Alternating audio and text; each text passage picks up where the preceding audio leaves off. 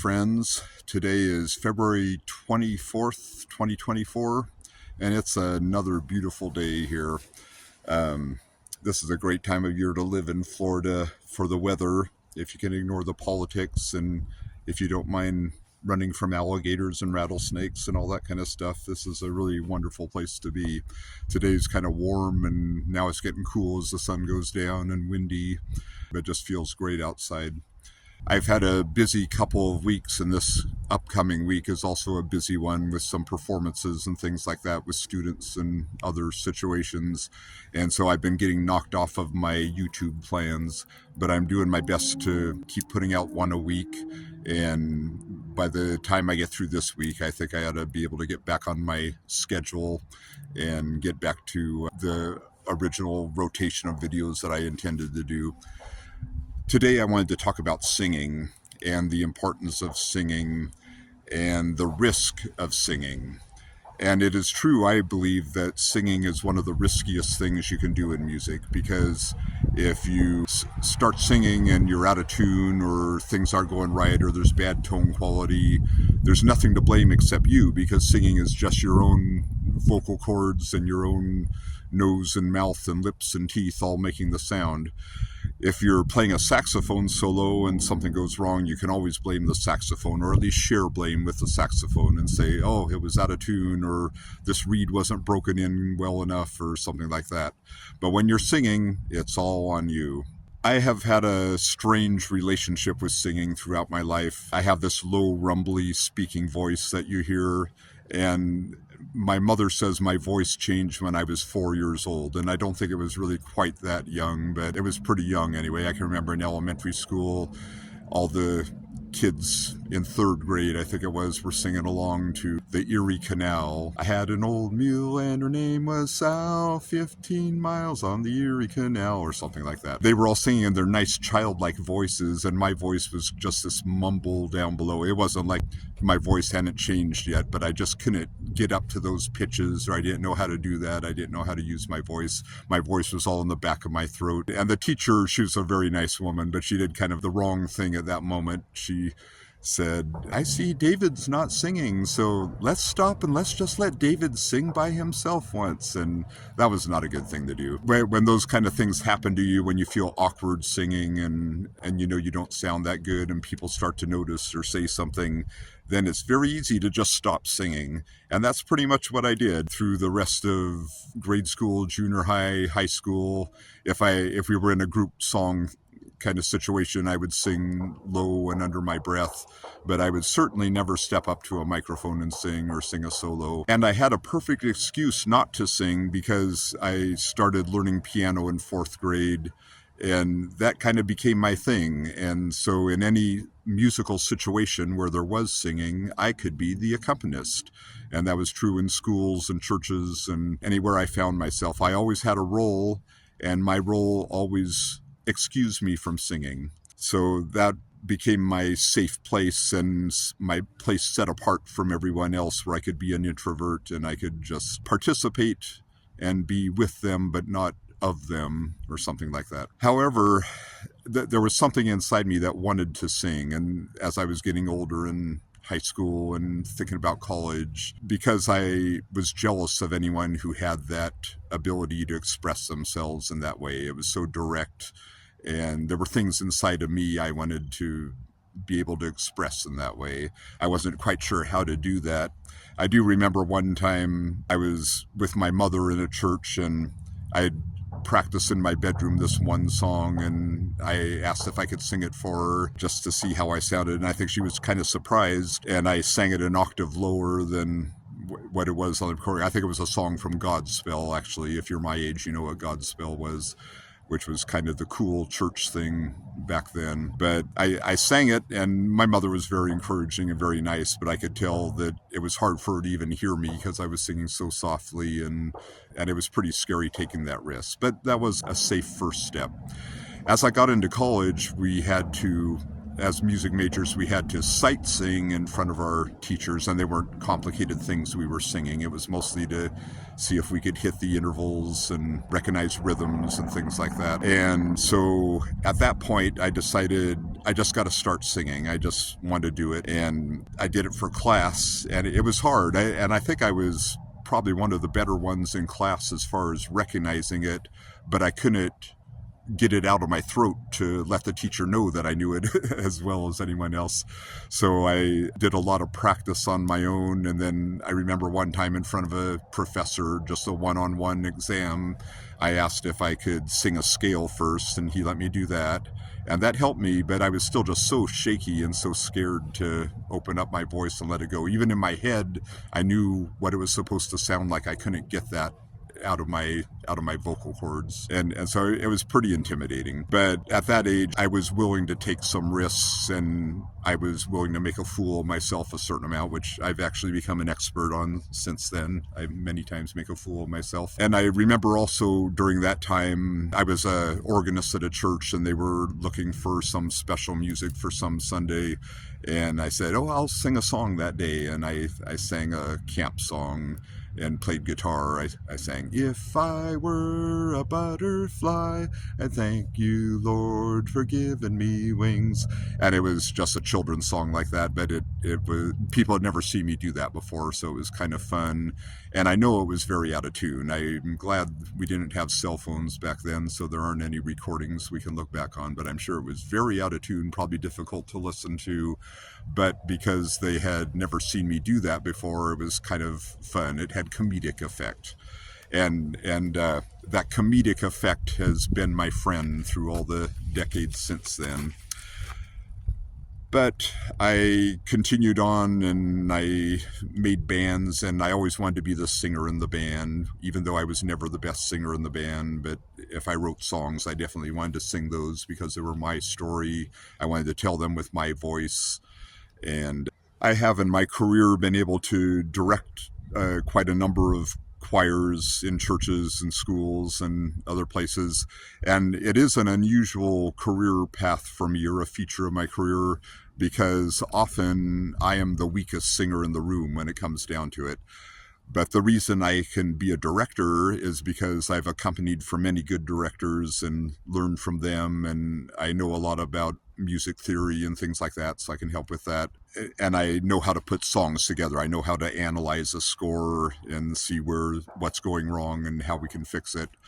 But there are many times where I have to admit to the choir, okay, I want you to do this with your voice. I want you to get this sound. I can't do it with my voice, but I want you to do it with your voice.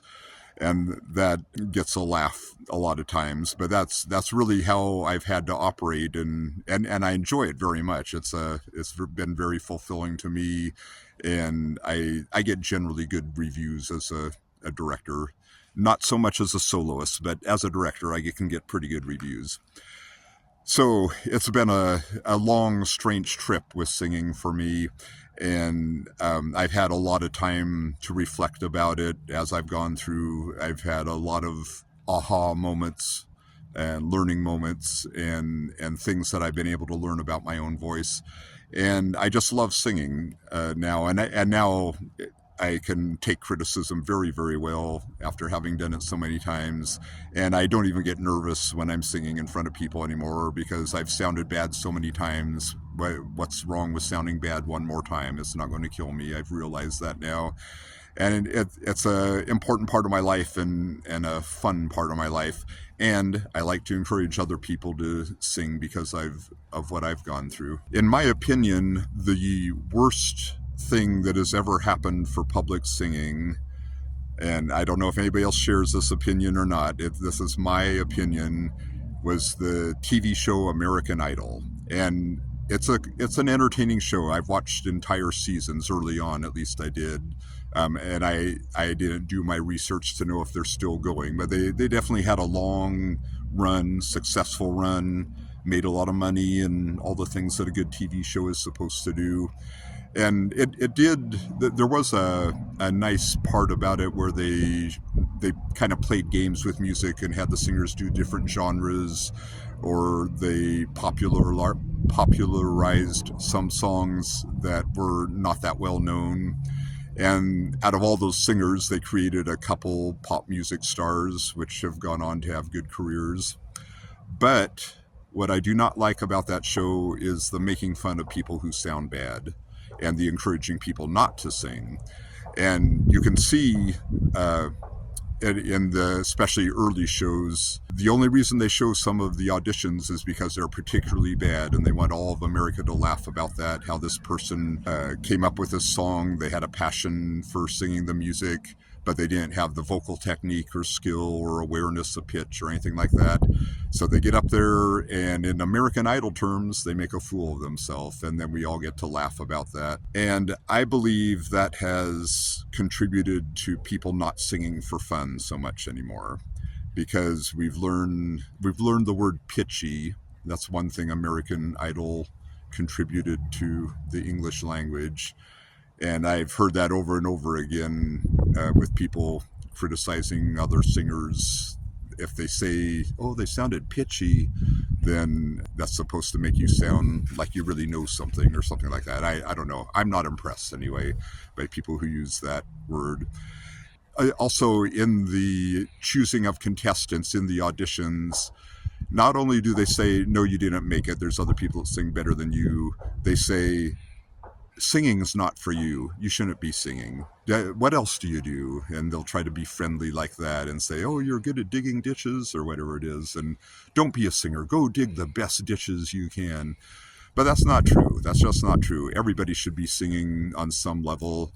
I do believe also, like in my parents' generation, that people would gather around the piano and sing more often. And they had a common canon of songs they all knew from Tin Pan Alley kind of stuff, like I'm looking over a four-leaf clover.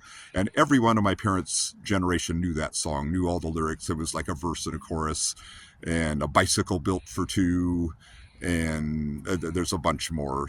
I'm sure you can think of some if you're close to my age, at least. And my impression of that generation is they could do that. If they were having a party, they didn't have karaoke back then or anything like that, somebody probably knew how to play piano, and they could all sing along on a chorus and sing out loud and have fun and smile at each other. And somewhere along the generations, we lost that ability. And then somewhere during American Idol generation, we were discouraged from having fun singing. That is something that I wish that I could turn around. And that's one reason I do sing. Even if I think I won't sound that good on a particular song, I get up to set an example of, hey, I'm up here singing, I'm having fun. I never have done karaoke, ironically enough. I don't know what it is about that, but I think I get so many opportunities to sing with live accompaniment that's what I enjoy doing. In church music too, many churches use recorded accompaniment all the time, and I hate that. In the churches I work in, I just forbid it unless I'm on vacation. And because I am always willing to accompany anyone, and I would rather hear one simple piano accompanying a singer than a recording of an orchestra where they have to wait for somebody to press play and then hope they're on the right track and all that kind of stuff. Just live music is better. That's a great slogan, so let's go with that. Live music is better. If you are a less than technically perfect singer, such as I am, there are certain heroes of that genre that you're going to be compared to. And I've heard this all throughout my life, and I'm only speaking from the male perspective. If there are female singers out there who have had a similar journey to mine, you can tell me who female singers are compared to. But the number one is Bob Dylan. And Bob Dylan is one of my really heroes, and he has had an amazing career just for decades, from the time he was a very young man until now he's a very old man. But when people listen to him sing, if they don't understand his history, they don't understand what he has meant to music, they don't understand what his goals are in the songs that he writes and the way he presents them, and if they don't know what came before him and what was influenced by him since then all they hear is this voice which doesn't sound like Bono of U2. It sounds, he sings kind of out of his nose sometimes and has certain inflections that he does, and it's just not the sound that we're used to when you think of a really good singer. But when you listen to his music, his albums, it's so powerful and so profound. It has moved so many people. It's inspired so many other musicians.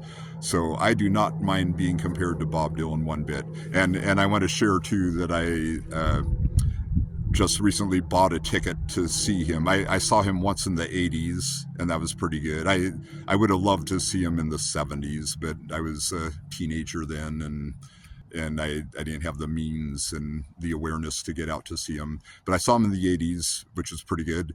Then since then, he's like a decade after that, he started getting some really bad reviews. And I've heard some recordings, and so I know his voice has gotten really rough. And now he's 80, I think, maybe over 80 years old. He's not getting great reviews at all from fans even, or anybody going to listen. But I bought a ticket to see him in a couple weeks here in the middle of March. I'm going to go see him in Jacksonville, Florida. And I am really looking forward to it. And I don't expect it to sound like Blood on the Tracks or Blonde on Blonde or anything like that. I'm just there to pay homage to one of my heroes, and who knows how long we'll have him among us still. I'm just happy to get another chance to see him, and whatever he wants to present, I'm there for it. I'm going to enjoy it and just be glad that I'm in the room with him. So it's when sometimes somebody might try to insult you and say you sound like Bob Dylan, but I would never take that as an insult. There's other singers too that says I have the low rumbly voice in the back of my throat. Lou Reed of the Velvet Underground and solo career, and he does sing with kind of a wobbly pitch, but again, he's super expressive and tells great stories with his music. And he's another important guy he's no longer with us. Sometimes I get compared to Mick Jagger, and he has unique ways of pronouncing words and things, but he is an amazing artist, and I've seen him a couple times, and boy, I would love to be like Mick Jagger. Also, Leonard Cohen, who wrote so many awesome songs, including the Hallelujah song that everybody wants to sing, like from junior high kids up to older adults love to sing that song because of the melody and the word painting that he does. He wrote so many awesome songs.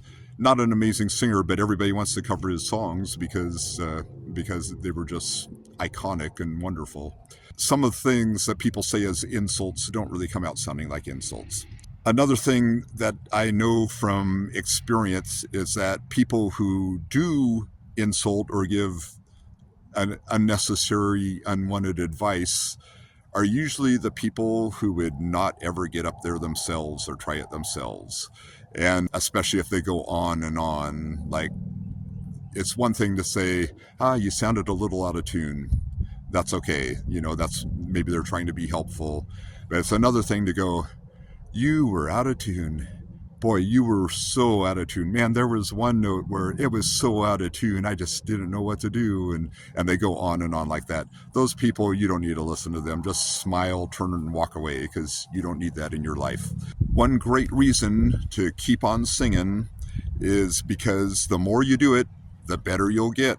And the more settings you can do it in, the better you'll get. The more you'll learn how to use your own vocal cords and how to just sound better and more confident, and you'll be able to expand your boundaries and expand your comfort zone and do it in more and more settings. And that's not necessary. You can just sing in the shower, you can just sing walking the dog and leave it at that and enjoy life and have a great life. If you want more, then you can work at it a little bit, take some advice from people who really know what they're doing and know how to give advice, and you can get better and better. Just like the ones I listed, you don't have to be an amazing singer to change somebody's life. You never know what the song you sing may mean to somebody who listens. And I know for me, I alluded to this in the beginning of this talk, what I was missing in my life is that I wanted to connect to the listener. I could go in my room, close the door, and sing in a soft voice, down, mumbling along. But I wanted more than that. I wanted to be able to sing songs, have somebody hear it, and have them connect with it somehow. And especially when I wrote songs, I just wanted somebody to hear the lyrics and maybe they would understand them and maybe they'd understand something about me then that they wouldn't get otherwise. So, in my message to everybody is get out there and sing, and whatever you want to get from that, and just enjoy it, and let's make singing cool again. And you maybe you'll be able to say, oh, I was singing in front of people before. Singing in front of people was cool. Don't be somebody who just limits yourself because you think you're not good enough. Oh, that just brings a song to mind from the 60s. What is it? Oh, the Carpenters. And I don't think they wrote it, but somebody else wrote it. But don't matter that. Oh, don't worry that it's not good enough for anybody else to hear. Just sing a song. There you go. Isn't that inspiring? Everybody go out and sing that song today. And also go out and hear somebody else sing some music. Go see some live music. Hey, go to an open mic and sing a song at the open mic. I might try to do that this week. There's a open mic going on beginning of March. I might go try to do that. I will be back. I'm going to do my best to get back on schedule and get back to the videos I was planning to make. I actually have studio time scheduled this coming week, so I will have a song soon for you that's one of my songs, and I will put into practice everything I told you here. So, and in the school where I teach, I have some concerts with one group, some concerts with another group. I give everybody a reward from the one group if they go to the concert of the other group and tell somebody they did a good job. And if I see them at the concert, I'll say, did you tell somebody they did a good job? And if they say yes, I'll give them a reward. So I want you to do that. Go to the open mic. You don't have to sing. Go tell somebody that they did a really good job. You'll just make their day. And if you want to make my day, hey, subscribe to this channel. I'm on 49 now. I know I can break 50. I'm not talking about 1,000. I'm talking about 50, like I'm holding up 10 hands with 5 fingers on them. And when I get that 50th subscriber, I'm going to be so excited. So you can make my day. I'm slowly crawling up the ladder of YouTube superstardom. I can feel it. Not really, but I'm having fun anyway. So take care of each other, lift each other up, encourage each other, and help each other out as much as you can, because someday you're going to be the one who needs help, and somebody will be there to help you. Thank you, and goodbye.